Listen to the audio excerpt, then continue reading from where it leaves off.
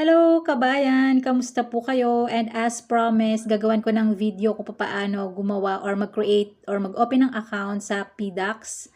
Kung hindi nyo pa napapanood yung last vlog ko, pwede nyo pong panoorin muna yung vlog ko na yon bago itong opening ng account sa PDAX para may idea na po kayo kung ano po ang PDAX na kung saan ay pwede tayong mag-invest or bumili ng gold ng patingi-tingi for as low as 500 pesos. So, samahan niyo po akong mag-screen record. Pero bago yan ay kung hindi ka pa nakapag-subscribe ay please click mo na po yung subscribe button and bell notification button para update ka sa mga next na videos na i-upload ko. Thank you so much! Sa inyo pong Play Store or App Store, search nyo po yung PDAX Crypto Wallet and Trading. I-install nyo lang po yan sa inyong device. At kapag inopen nyo na po, kapag after nyong ma-download and inopen nyo yung application, ito po yung lalabas na front page. And then dito sa baba, click nyo lang yung sign up kasi nga mag-create pa lang tayo ng account. And let's get started. Welcome to PDAX. And then check nyo lang po yung dalawang box dyan and then click nyo yung agree. And ito po yung mga fill upan nyo. What's your full name? Ayan, personal details nyo po. And then yung referral code, optional. Wala pa po akong referral code. And then click nyo lang yung continue. And then yung birthday nyo, ayan yung format. And then click nyo ulit yung continue. And yung inyong mobile number po, lagay nyo lang po yung inyong Philippine mobile number. And then click continue. And sa inyong number, meron pong marireceive kayo na one-time PIN from PDAX. Ayan, enter nyo lang po yung inyong OTP and then kailangan nyo pong ilagay dito or i-type in yung inyong email address and then confirm email address. Dapat po active kasi meron po silang i-send sa inyong email address. And then click nyo yung continue. And then ayan, we've sent you an email. So puntahan nyo po yung email. And click yung continue. And then pagpuntahan po sa email, ito po yung lalabas dyan. Ayan. Hello and welcome to PDAX. Thank you for creating your account with us. So, click nyo lang po yung create password. So, if ever na hindi yan gumana, ito po yung link. Pwede nyo ring i-click yan. Then, itong create password naman is gumana naman sa akin. Kaya yan yung click ko. And then, ayan, pwede na tayo mag-set ng ating password. Ito po yung mga guide para magkaroon tayo ng strong password. Kapag may check po yan lahat, click nyo lang yung confirm, i-retype nyo lang po dito para ma-set yung password nyo. And then kapag okay na, click yung set password. And then, ayan, enable nyo lang po yung notification.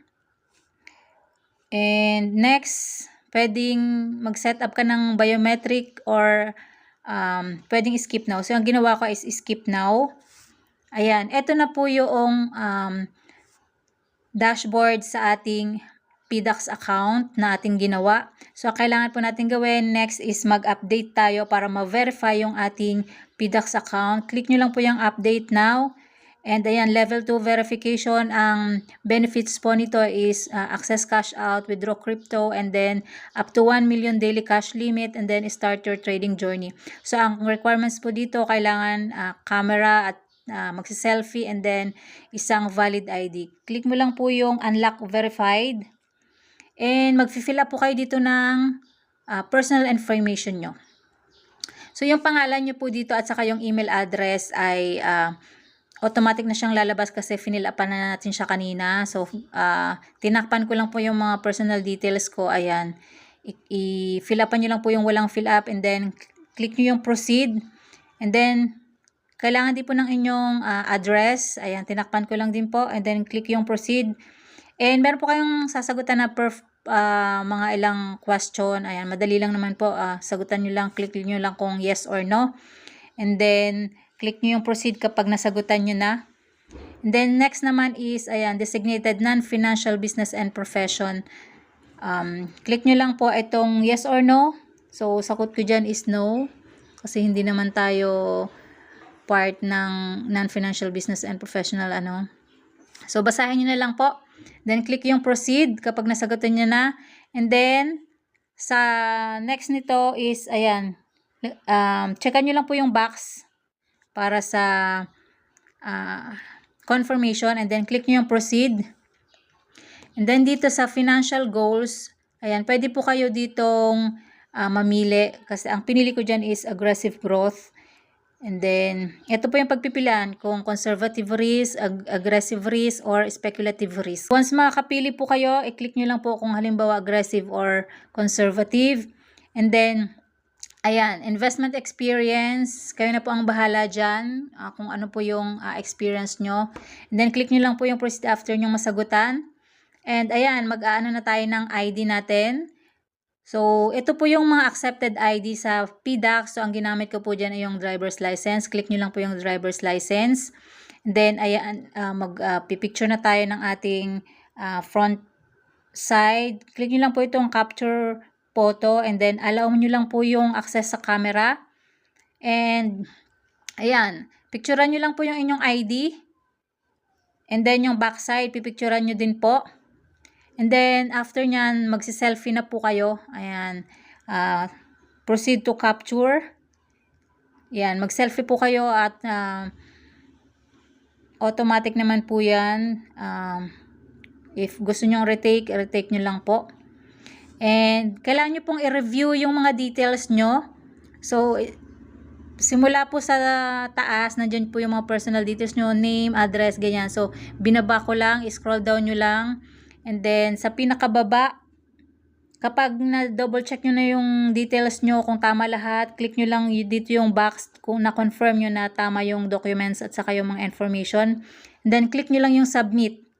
Then, ayan, application received. Thank you for submitting the requirements, required account details. So, ang sabi dito, processing may take up to 5 days. Pero, minutes lang po ay na-approve na yung sa akin. Na-verified na yung account ko. And then, click nyo lang po yung back to home.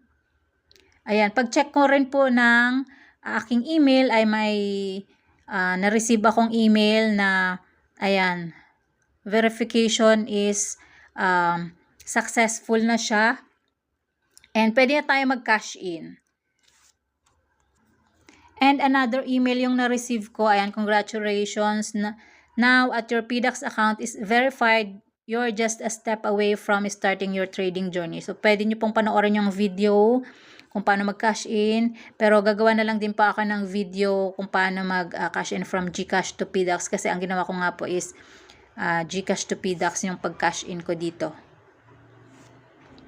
And, ayan, pag-open ko ng aking dashboard sa PDAX, may nakalagay na tayong verified na wala na yung update now. So, ito na yung ating